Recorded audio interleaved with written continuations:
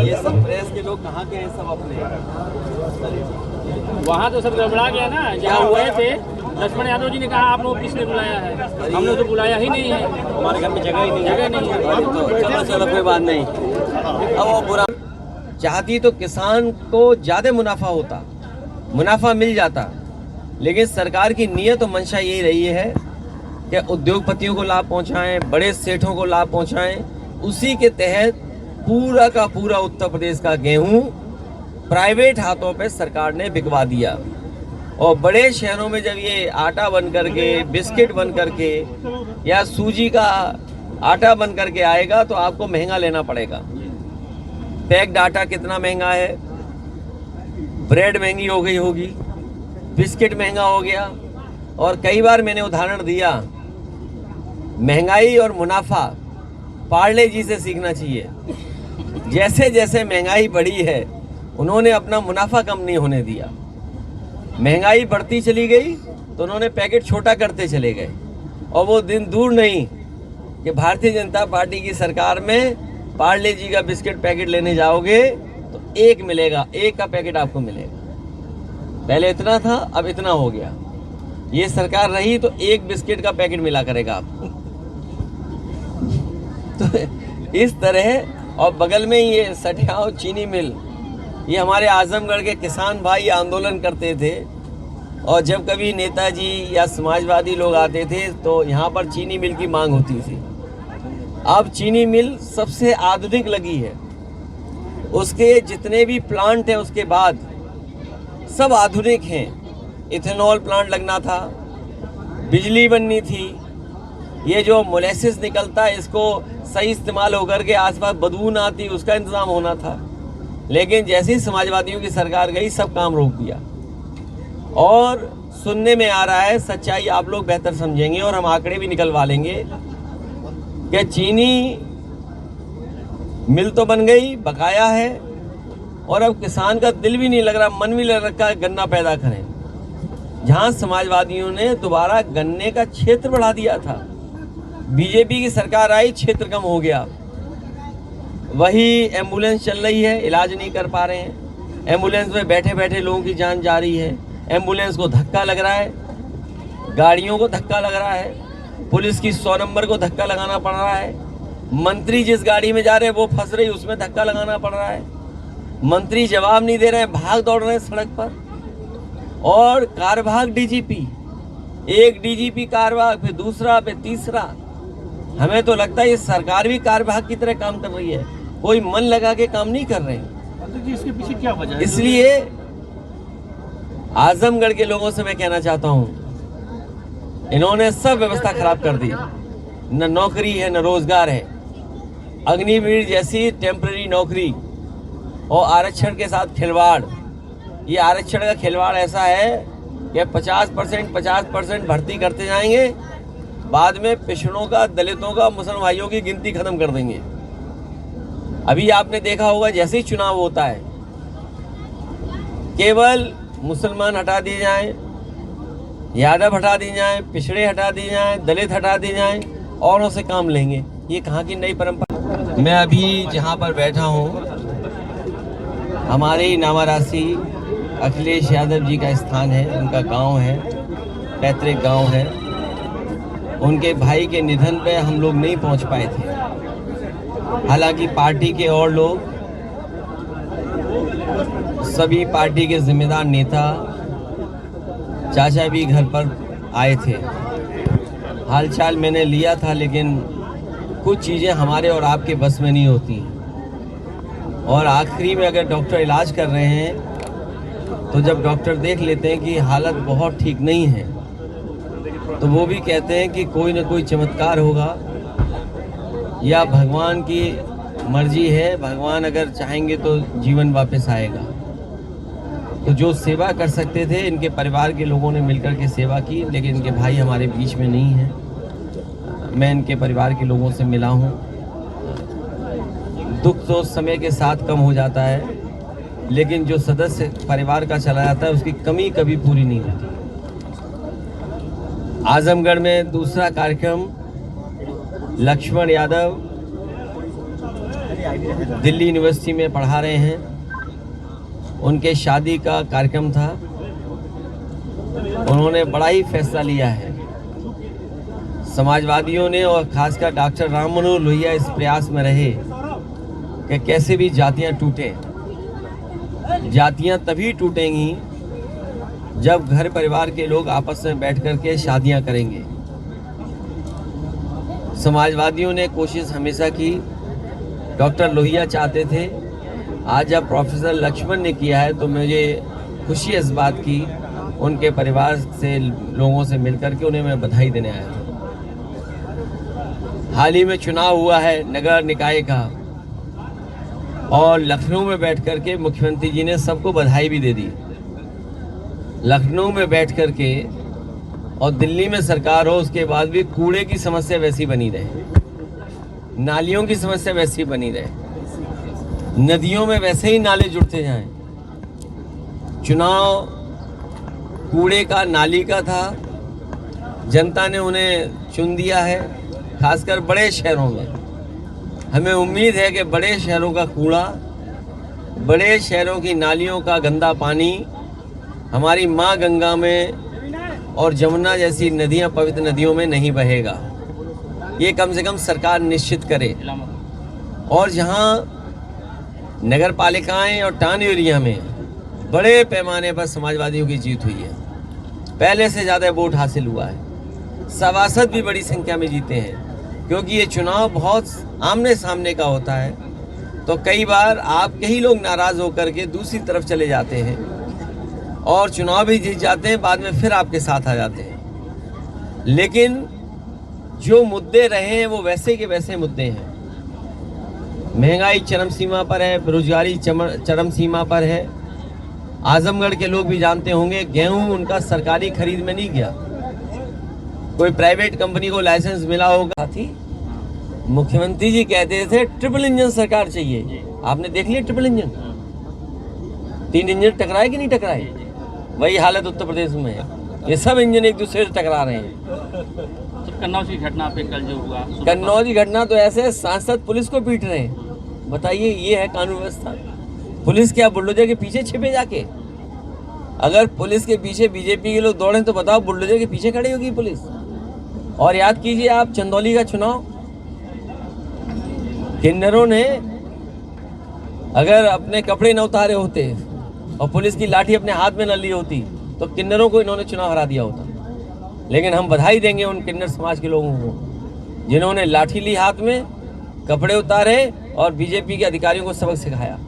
Sir, rail दुर्घटना हुई है, इस पर आपकी क्या प्रतिक्रिया? देखिए, ये नेग्लिजेंस है, और जिस सिक्योरिटी और जिस सेफ्टी की सरकार बात करती थी वो खोखली निकली। आप एक तरफ बुलेट ट्रेन, बड़ी बड़ी रफ्तार वाली ट्रेनें, और फिर जनता को ये बताते हैं कि जो नई ट्रेनें हैं या ट्रेनों को ऐसा सुरक्षित बनाने के लिए हमने कवच लगाया है, टेक्नोलॉजी का इस्तेमाल किया है कि अगर ट्रेन पास आ जाएगी तो ट्रेन में सिग्नल मिल जाएगा, ट्रेन ऑटोमेटिक रुक जाएगी। अरे भाई, ये कौन से सिग्नल लगाए थे? इसीलिए मैंने कहा ये बीजेपी के लोगों ने कवच नहीं लगाया ट्रेन में, इन्होंने कहीं ना कहीं कपट किया है भ्रष्टाचार का। कन्नौज में सर कोई कार्रवाई अभी हुई नहीं, मुकदमा दर्ज हुआ लेकिन कोई कार्रवाई। अब पूरा उत्तर प्रदेश देखना चाहता है बुलडोजर का रुख क्या होगा। और जो मुख्यमंत्री जी कहते हैं कि गुंडे, बदमाश, अपराधी, अब जब उनकी पार्टी में गुंडे, बदमाश, अपराधी होंगे, और ये पहली घटना नहीं है, इससे पहले तहसीलदार की भी पिटाई हुई थी वहाँ। इससे पहले जो नगर निकाय का चुनाव था, नगर पालिका में, लोगों को जो बूथ पर थे उन्हें पीट करके भगाया था।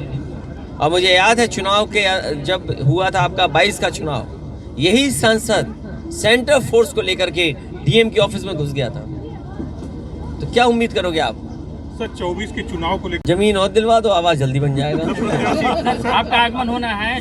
नहीं, बना देंगे। वो असल में ऐसा है, अब आप सोचिए, देखिए कैसी विडंबना है। हवाई पट्टी बन के तैयार है, हम उतरना चाहेंगे तो नहीं उतरने देंगे, बोले भी काम चल रहा है। अरे बताओ, 6 साल से आजमगढ़ हवाई पट्टी पे काम चल रहा है। अरे हम उतरेंगे तो बीजेपी वाले भी उतर लेंगे, क्यों नहीं समझते हैं? लेकिन बीजेपी वाले ऐसे हैं, चाहे वो अंधे हो जाएं, लेकिन दूसरे को नहीं उतरने देंगे, चाहे कुछ हो तो जाए। कह रहे हैं कि इंटरनेशनल एयरपोर्ट आप नहीं बनाने दे रहे हैं। अरे मैं क्यों नहीं बनाने दे रहा हूँ इंटरनेशनल सभा एयरपोर्ट? के लोग ही नहीं विरोध कर रहे हैं। इन्हें, अरे वो आदमी ऐसे लोग हैं जिन्हें हवाई जहाज के बारे में नहीं पता। भाई हवाई जहाजों के बारे में नहीं पता जिनको। क्या कमी है इस हवाई पट्टी में जो हम लोगों ने बनाया? हमें बताओ आप कौन सा हवाई जहाज उतारना है? नहीं सर, वो अच्छा एक मिनट, उतारना नहीं चाहते एक मिनट जाइए, आप ये बताइए कौन सा हवाई जहाज इस हवाई पट्टी पर उतारना चाहते हैं? बताइए, हमें परमिशन दिलाइए, हम उतारेंगे।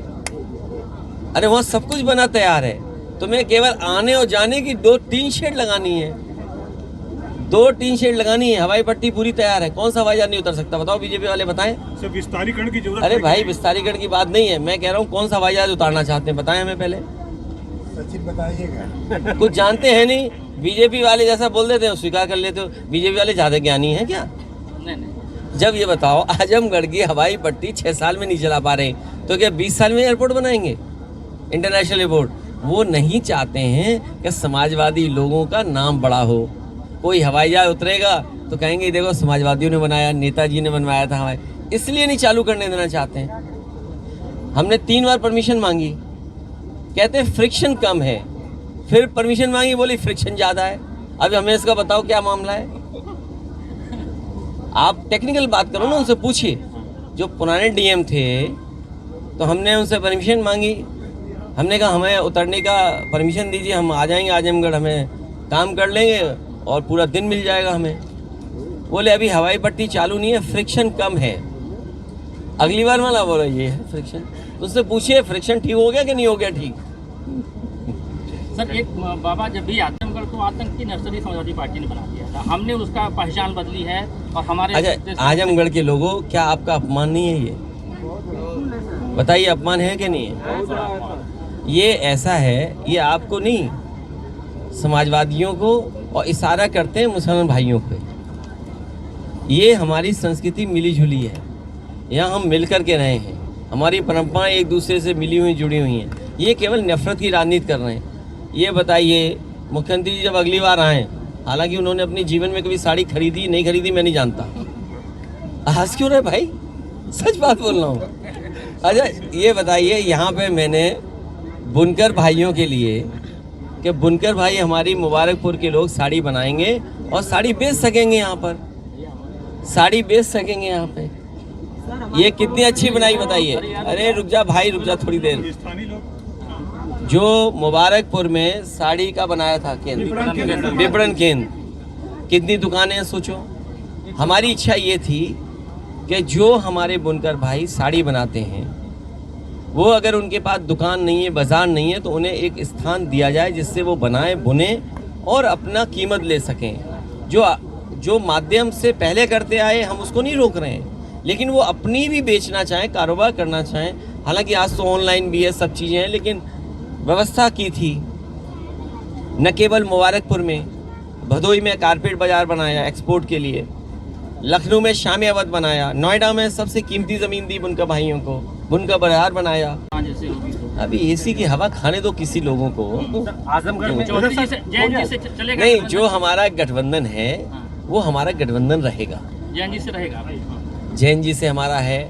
और अगर कोई दल आना चाहता है साथ, तो ऑफर तो करे कि भाई हमारा ये प्रत्याशी है, इस क्षेत्र में हम लड़ना चाहते हैं। अरे कोई भी कुछ आ जाए कि गठबंधन कर लें, अरे ये चुनाव कठिन चुनाव है, आप प्रत्याशी बताइए, सीट बताइए, तो हम पार्टी के लोग विचार कर सकते हैं। कांग्रेस अब से कोई भी हो सकता है, हैं? कांग्रेस से भी संभव है। नहीं, हमारे लिए मैंने आपसे कहा हमारे पास बहुत अनुभव है, हम कांग्रेस से भी गठबंधन कर चुके, बहुजन समाज पार्टी से भी गठबंधन कर चुके, और आप जिन लोगों का नाम लेते हैं उनसे भी गठबंधन, अभी हमारा गठबंधन चल ही रहा है।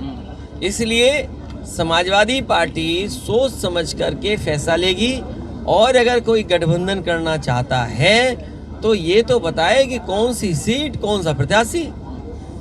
आप पे प्रत्याशी ढूंढोगे सीट के बाद, ये थोड़ी होता है राजनीति में। संभावनाएं खुली हुई है गठबंधन। हम कह रहे हैं जो हमारा गठबंधन रहा है, और हमें अनुभव है गठबंधन करने का और गठबंधन चलाने का। चौधरी में मोदी जी हटेंगे, ये श्योर है, आप लोग इसमें निश्चिंत हैं?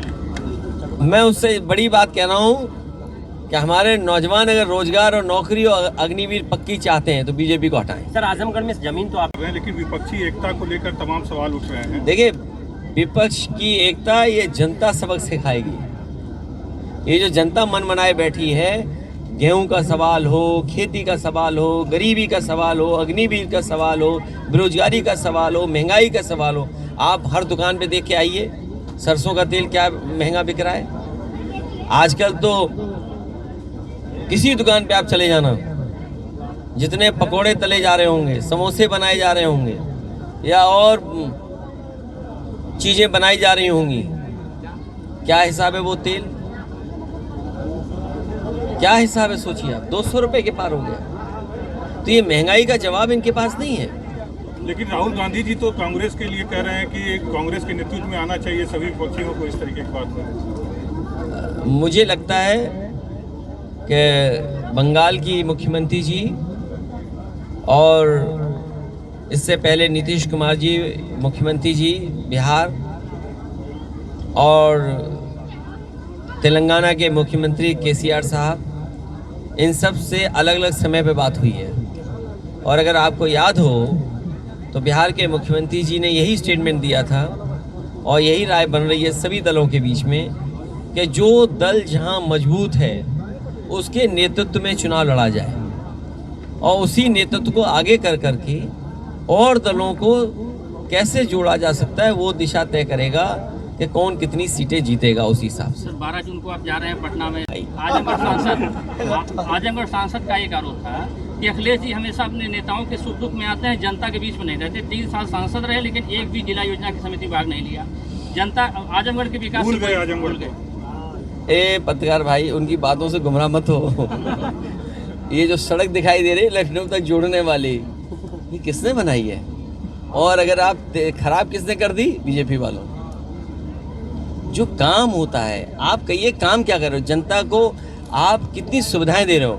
मेडिकल कॉलेज, दवाइयां हैं कि नहीं हैं, मशीनें नई आप दे पाए कि नहीं दे पाए, टेस्ट समय पर हो रहा है कि नहीं हो रहा है, स्टेडियम बना कि नहीं बना, आपका जिला मुख्यालय बना दिया, अब बिजली की सुविधाएं दे दी, ट्रांसपोर्ट, ये चीनी मिल लगा दिया, कृषि विश्वविद्यालय दे दिया, आपको 100 नंबर गाड़ी दे दी, एम्बुलेंस दे दी। अरे यार, तुम दिखाई नहीं दे रहा।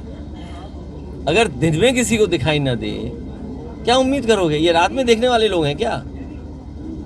ठीक सर, ठीक, थैंक यू। धन्यवाद। हाँ, मुझे भी बुलाया गया है तो मैं भी जा रहा हूँ उसमें। सर प्रदेश में कोई गठबंधन की नई रणनीति, जैसे ओम प्रकाश राजभर बीजेपी के पाले में चले गए, लगभग फाइनल हो गया वो वहाँ पर केवल एसी की गाड़ी में बैठने से ही असर हो गया उन पर। एसी की गाड़ी में बैठने से असर हो गया। आपने एसी गाड़ी और वो तो गाड़ी का नंबर भी पता होगा आपको। अध्यक्ष जी एक तो ये बहुत अनुभव मिला है हम लोगों को गठबंधन का। अध्यक्ष जी, सांसद खेल योजना का शुभारंभ सरकार ने किया है, वो एक सांसद पर गंभीर आरोप है खिलाड़ियों के साथ, उस पर आपकी क्या प्रतिक्रिया? बीजेपी के लोग और बीजेपी की पूरी सरकार बेटी बचाओ बेटी पढ़ाओ की बातें करते थे। आज जब बेटियां और पहलवान धरने पे बैठी हैं तो इनका नारा कहाँ है ये बताए सरकार। इनका नारा केवल इसलिए था कि नारियों से, बेटियों से वोट ले लिया जाए। वोट ले लिया, सरकार बन गई, उसके बाद सबसे ज़्यादा नारियों को, बेटियों को ही अपमानित कर रहे हैं। सरकार को सामने आकर के बेटी बचाओ के नारे को ज़मीनी हकीकत में बदलना होगा।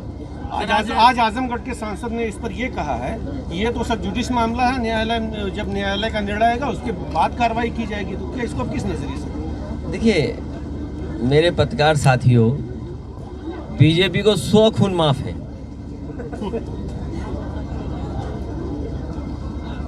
और कोई गरीब, समाजवादी, पिछड़ा, मुसलमान होगा तो बुलडोजर चला जाएगा। ये इनकी रणनीति है। बीजेपी के लोग कुछ भी करें, वो रणनीति का हिस्सा है कि उनके खिलाफ कुछ नहीं होना है। मुख्यमंत्री जी सुबह से शाम तक नगर निकाय के चुनाव में अपराधी, गुंडा, बदमाश, जाने क्या क्या कहते थे।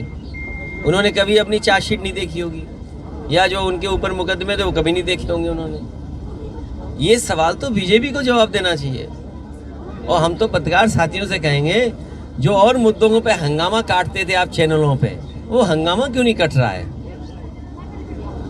अगर आप ही लोग हंगामा काट दें तो मैं कहता हूं कल कार्रवाई और बेटियों का सम्मान हो जाएगा।